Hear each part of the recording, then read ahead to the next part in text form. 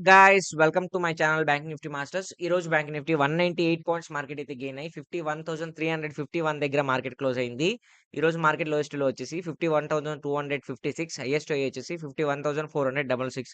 అంటే almost all market 200 points వరకు market అయితే మూవ్మెంట్ జరిగింది. యాక్చువల్లీ హ్యూజ్ గా గ్యాప్ అప్ లో ఓపెన్ అయింది అనమాట. గ్యాప్ అప్ లో ఓపెన్ అవ్వడం వల్లే మార్కెట్ అనేది ఈ రేంజ్ లో కన్సల్టేషన్ అయితే జరిగింది. యాక్చువల్లీ మార్కెట్ హ్యూజ్ గా ఫాలో అవుతాను ఎక్స్పెక్ట్ చేస్తారు చాలా మంది. బట్ వాళ్ళందరికీ ట్రాప్ అయితే గురి చేసింది ఈ రోజు మార్కెట్. సో, ఇంకా నేనైతే ఎలా ఏ విధంగా తీసుకున్నానో చెప్తా చూడండి. నేను ఎప్పుడైతే మార్కెట్ అనేది హ్యూజ్‌గా గ్యాప్ అప్‌లో ఓపెన్ అయిందో మాకు క్లియర్‌గా తెలుసనమాట మార్కెట్ ఫాలో అవుద్దని. మీకు నేను ప్రీవియస్ వీడియోస్‌లో కూడా చెప్పాను. అబోవ్ 350 పాయింట్స్ మార్కెట్ ఎప్పుడైతే ఓపెన్ అవుద్దో, మార్కెట్ ఫాలో అయ్యే ఛాన్సెసే ఎక్కువుంటది అని. అబోవ్ 350 పాయింట్స్ మీరు జాగ్రత్తగా గుర్తుచేసుకోండి. ఓకేనా ఫ్రెండ్స్? సో, మార్కెట్ చూసారా ఫాలో అయింది. ఎప్పుడైతే ఫాలో అయిందో మార్కెట్‌లో నేను ఇక్కడ పుట్ ఆప్షన్ ప్లాన్ చేసుకున్నానో సక్సెస్‌ఫుల్‌గా అయితే ప్రాఫిట్ అనేది క్యాప్చర్ చేసుకున్నాను. దాని తర్వాత ఇక్కడ ట్రాప్ అయితే గురి చేసింది ఫ్రెండ్స్. ఎందుకంటే మార్కెట్‌లో ఎప్పుడైతే గ్యాప్ అప్ ఓపెన్ అయితే ఇలా రిజెక్షన్ ఇస్తదో ఇక్కడ ఇది చూసారా మార్కెట్ ఒక హ్యామర్ క్యాండిల్‌లాగా వచ్చిందన్నమాట. హ్యామర్ క్యాండిల్ వచ్చిన తర్వాత మార్కెట్‌లో బయర్స్ ఏమనుకుంటారు మార్కెట్ కంప్లీట్‌గా అప్ సైడ్ వెళ్తుంది. నేను ఇంకా కాల్ బై చేద్దామని అనుకుంటారు. వాళ్ళందరికైతే ఈరోజు ట్రాప్ అయితే గురి చేసింది. మార్కెట్ హ్యూజ్‌గా ఫాల్ అయింది చూసారా? సో, అందుకే అన్నమాట జాగ్రత్తగా ట్రేడ్ చేసుకోవాలి ఫ్రెండ్స్. ఓకేనా? ఇవి ఎక్స్‌పీరియన్స్ ఉంటేనే మీరు అంటే ఇలాంటివి మీకు టెక్నికల్ పాయింట్స్ తెలుస్తదన్నమాట. లేకపోతే తెలీదు. ఓకేనా? సో, మార్కెట్ అయితే ఈ రేంజ్‌లో మళ్ళీ బిగ్ కన్సల్టేషన్ అయింది. చాలా మంది ట్రాప్ గురైన తర్వాత ఇక్కడ లాస్ వచ్చిన తర్వాత మళ్ళీ ఇక్కడ మల్టిపుల్ ట్రేడ్స్ అనేవి తీసుకుంటూ ఉంటారు. సో, చూసారా? జాగ్రత్తగా అబ్జర్వ్ చేసుకోండి. ఓకేనా ఫ్రెండ్స్?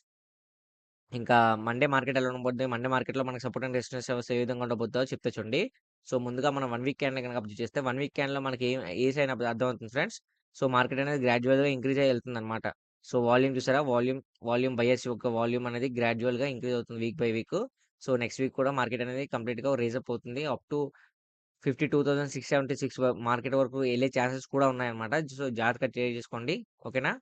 ఇంకా మార్కెట్‌లో మన support and resistance levels video ఎండ్‌లో పెడతాం. మీకు కావాల్సిన స్క్రీన్‌షాట్ తీసుకోవచ్చు.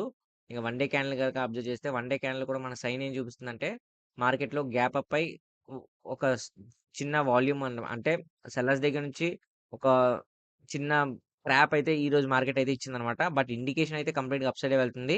ఇది మాత్రం మీరు జాగ్రత్తగా చూసుకోండి. ఓకేనా ఫ్రెండ్స్? ఎందుకంటే గ్యాప్ అప్ ఓపెన్ అయిన తర్వాత మార్కెట్ అనేది ఈ లెవెల్ వరకు ఫాలో అయ్యుంటే మనకు మార్కెట్‌లో సెల్లర్స్ అనేవాళ్ళు యాక్టివ్‌గా ఉందని ఇంకా ఫాలో అయ్యే ఛాన్సెస్ ఎక్కువుందనమాట నెక్స్ట్ వీక్. బట్ అలా లేదనమాట.